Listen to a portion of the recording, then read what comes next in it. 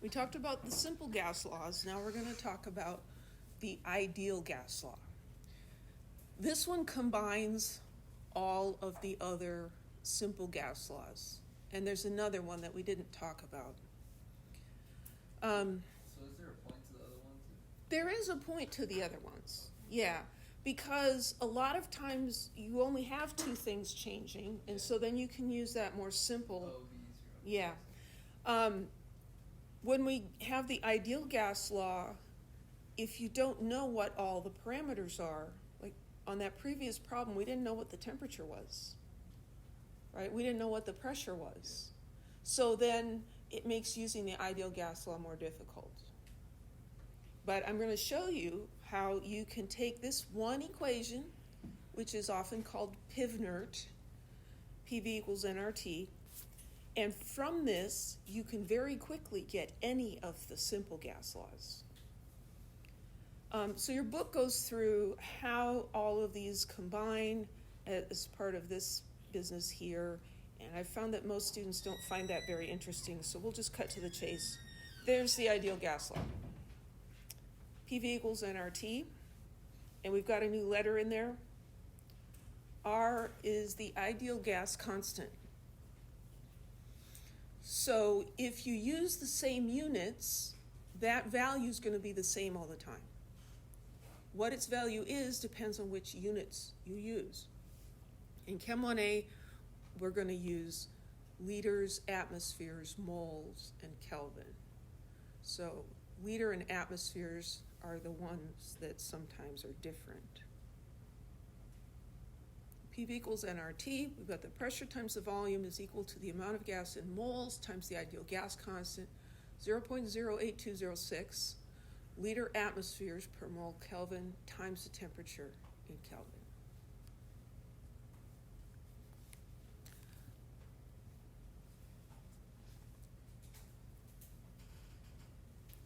This is them showing you where those proportionalities come from. So I'm going to take this as an opportunity to show you how you can make the other equations. So if PV equals nRT under one set of conditions, and PV equals nRT under a different set of conditions, then if I divide one ideal gas law by the other, it's still equal, right? Because if I divided both sides by P2V2, well, this is equal to P2V2. So it's the same. If that doesn't, help you, just remember, take one ideal gas law and divide by the other. Now what we're going to do is we're going to cross out anything that we don't need. So in those previous problems, we didn't need R, right? And the R's cancel out. So R's cancel out. So what if we were doing a Boyle's law problem where we just had volume and pressure?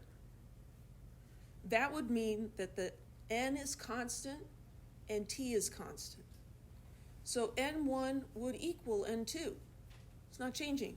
So that would cancel out. And T1 would be equal to T2, and that would cancel out. So what is this side equal to now? 1, right? So we've got P1V1 over P2V2 is equal to 1. And if it makes it easier, 1 over 1. If I cross multiply, P1V1 equals P2V2. Boom, there it is. You can get any of the laws. Here's a really useful one that I don't think the book actually shows us, but it makes you use it, or at least the worksheet does.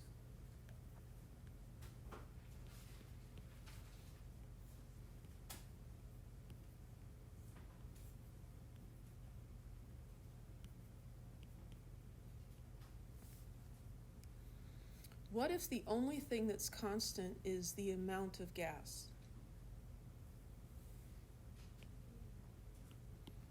Well, amount of gas cancels out, and the R's still cancel out. So this may look like a mess.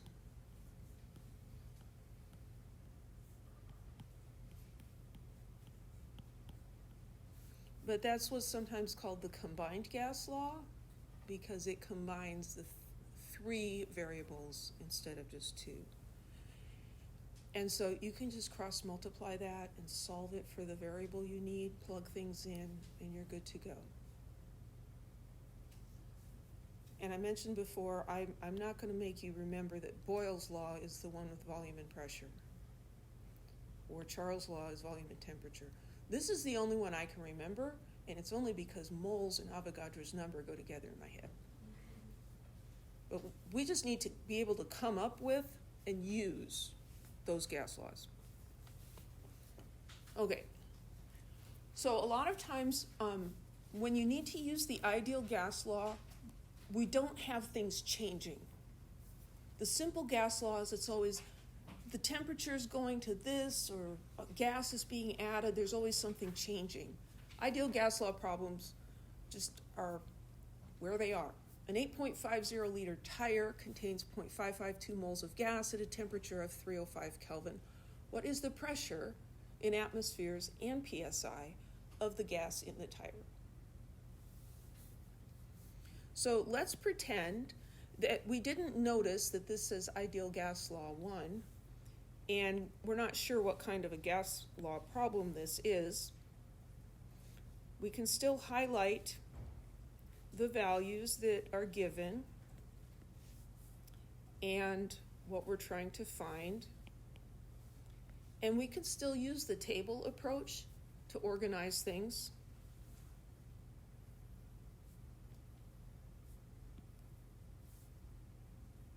Oops, I got a little crooked. So 8.50 liters. What's that? PV, N, or T? As V. Contains 0.552 moles. What's that? That's N. At a temperature of 305 Kelvin, that's the temperature. What's the pressure? So you call this row 1 and row 2. What's different about the way this table turned out? There's only one row, right? Nothing's changing. Was it a waste of time? No, because we've now labeled the numbers. So I'm just going to erase that and pretend I was doing this on purpose, which I actually was. So we don't have anything changing, so this is going to be PV equals nRT. What are we trying to find? The pressure. So we're going to rearrange this equation. We're going to divide both sides by V. The V's cancel out. So I get P is equal to nRT over V. Well, what's N? N is 0.552 moles. What's R? Well, you maybe don't remember yet. 0.08206 liter atmospheres per mole Kelvin. It'll make doing problems faster if you memorize it, but double check it, because if you get it wrong, then your answer's wrong. 0.08206 liter atmospheres per mole Kelvin. It's a mouthful of units. Temperature. Do we have the correct unit for our temperature? Yeah, they gave it to us in Kelvin. It's like, thank you.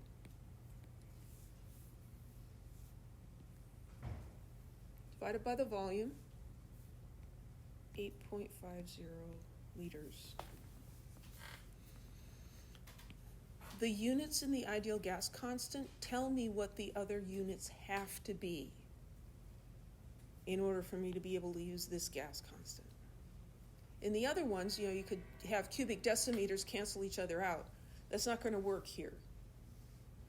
But here I've got liters canceling liters, moles canceling moles, kelvins canceling kelvins, and I'm left with atmospheres. I'm going to move up since there's no room down. 0.552 times 0.08206 times 305 divided by 8.5.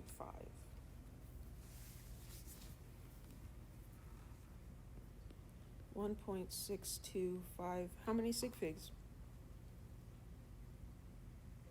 3 atmospheres. So one of the answers is in atmospheres, 1.63 atmospheres. So that's one of the answers. But they want it in atmospheres and PSI. So I have to convert this to PSI. That's a one-step process. Atmospheres on the bottom, so the units cancel PSI on top, because that's what I'm trying to get. If you go to the table and you look it up and it says 14.7 is 1 atmosphere.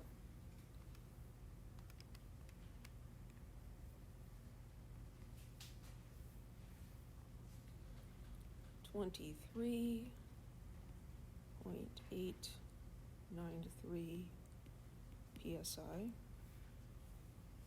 So the other answer will be 23.9 PSI.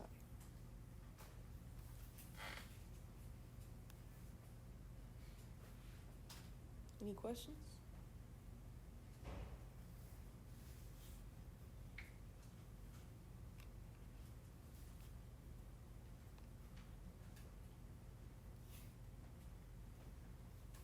So another gas law problem, ideal gas law problem. What volume does 0.556 moles of gas occupy at a pressure of 715 millimeters of mercury and a temperature of 58 degrees Celsius? This is a little more typical. So we recognize now that we're doing ideal gas law. We don't have to make a table. You certainly can, but still a good idea to highlight what those numbers are. Moles and millimeters of mercury and 58 degrees Celsius. What am I trying to find? I'm trying to find the volume. Now, like on an exam where you can write all over the exam, you could just say, okay, well that equals T, and this equals N, and that is P. But label them somehow. And then we need R. R is 0.08206 liter atmospheres per mole Kelvin. Are all of these units good? Celsius is not, and millimeters of mercury is not. So we need to convert those before we get into the equation. This N is fine. That's moles of gas. Sometimes they'll give you the mass of something, and then you have to use the molar mass to convert to moles. Okay, so we've got a pressure that is 715 millimeters of mercury, and we need that to be in atmospheres because the ideal gas law told us so. So we put the units in here so they work out. Go to the table. 1 atmosphere is 760 millimeters of mercury. If you memorize this one, it's going to save you time. 760. The other pressure ones, don't bother memorizing. So 715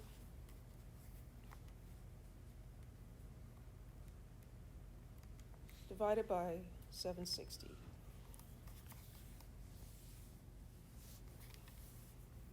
And you don't want to round off too much. So both of those, well, this number has 3 sig figs. 760 is exact because it's defined. So my answer here should have 3 significant figures, and I'm going to write down 2 extras. So there's atmospheres. And then the temperature wasn't right. So I've got 58 degrees Celsius. I'm going to add 273.15 to that.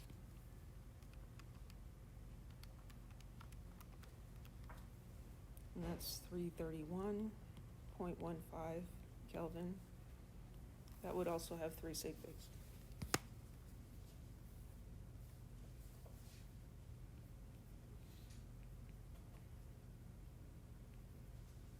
So PV equals nRT. I'm going to rearrange that to get the volume by itself. So I'm going to divide by pressure on both sides. Volume is equal to nRT over P. So now we plug the numbers in. 0.556 moles, 0.08206 liter atmospheres per mole Kelvin, and 331.15 Kelvin, all divided by the pressure of 0.94079 atmospheres. The moles cancel, the atmospheres cancel, the kelvins cancel.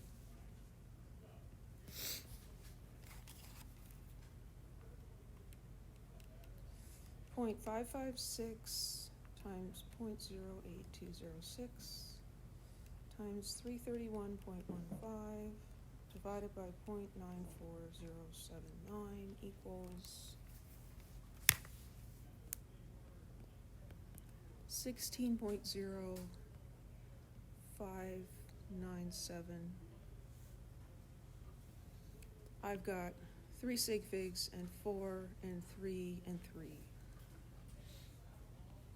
So 16.1 liters.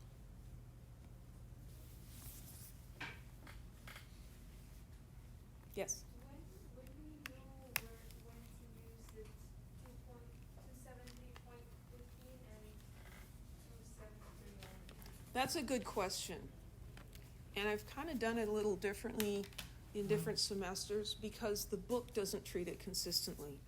So when do we add 273.15 and when do we just add 273?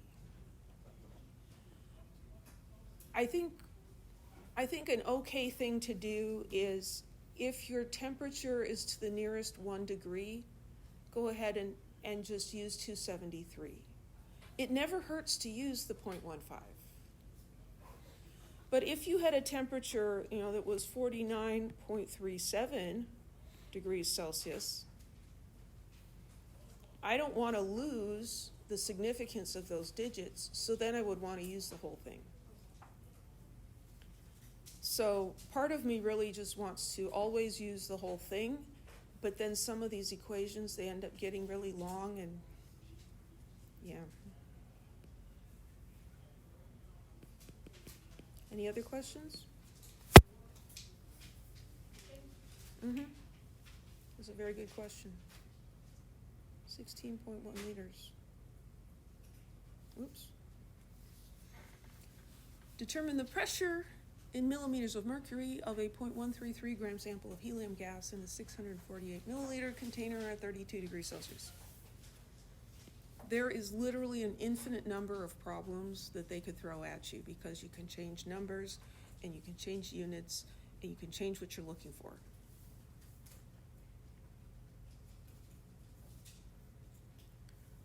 So it says determine the pressure,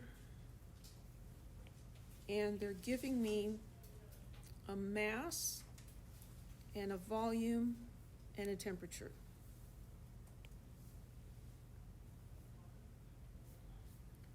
So the mass, you might think, well, I'm not exactly sure where that fits. Well, skip it for now and come back to it later. 648 milliliters. Well, milliliters is a volume unit, so that must be V. And 32 degrees Celsius is a temperature, so I'm going to label that T. And I'm trying to find the pressure. What's the unit that's missing? Well, I mean the parameter that's missing.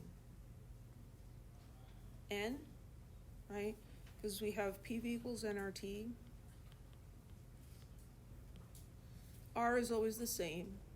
But we were given volume and temperature. They're asking us for pressure. So this thing has to do with the amount of the gas. So the amount of gas has to be in moles, though. So this is 0.133 grams of helium. So we need to convert that to moles. So I'm going from grams to moles, moles on the top, grams on the bottom, doing it right this time. So 1 mole, 4.003 grams.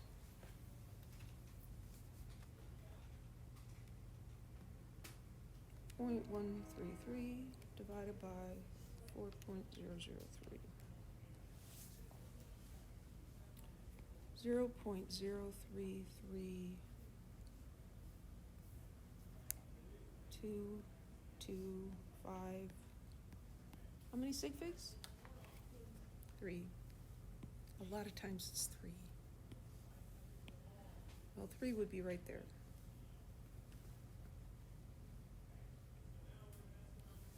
So PV equals nRT, and R is equal to 0.08206 liter atmospheres per mole Kelvin. These are the units I have to use. Is milliliters good? No. So convert milliliters to liters. Well, one way you could do that is just to do 648. Milli stands for times 10 to the minus 3 liters. That works. 32 degrees Celsius. I'm going to add 273.15. Get 305.15 Kelvin. Let me check that.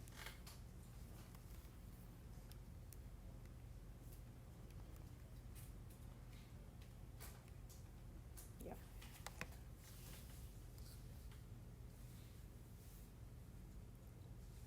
But the last sig fig is in the ones place. Okay, so now I've got the units I need. I need to rearrange this equation. I'm solving for P, so I'm going to divide by V on both sides. So P is equal to nRT over V, 0.0332225 moles, 0.08206 liter atmospheres per mole Kelvin. Temperature 305.15 K.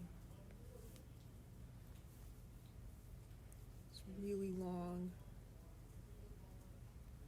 Divided by volume 648 times 10 to the minus 3 liters, which is the same as 0.648 liters if you did it that way.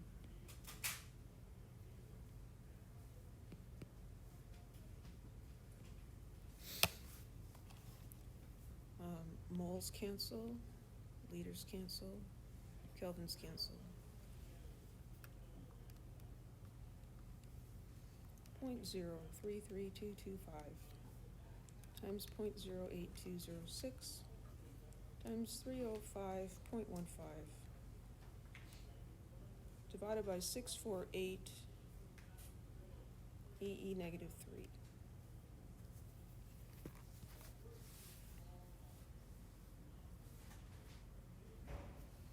So the pressure equals 1.2839. What's the unit? Atmospheres. What unit does the problem want? Millimeters of mercury. So I have to convert this. There's a lot of these little conversions. So I want millimeters of mercury on top and atmospheres on the bottom. 1 atmosphere is 760 millimeters of mercury.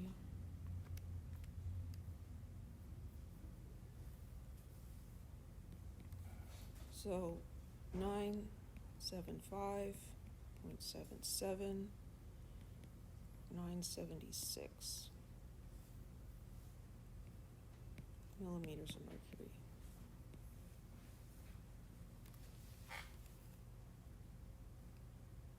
Any questions?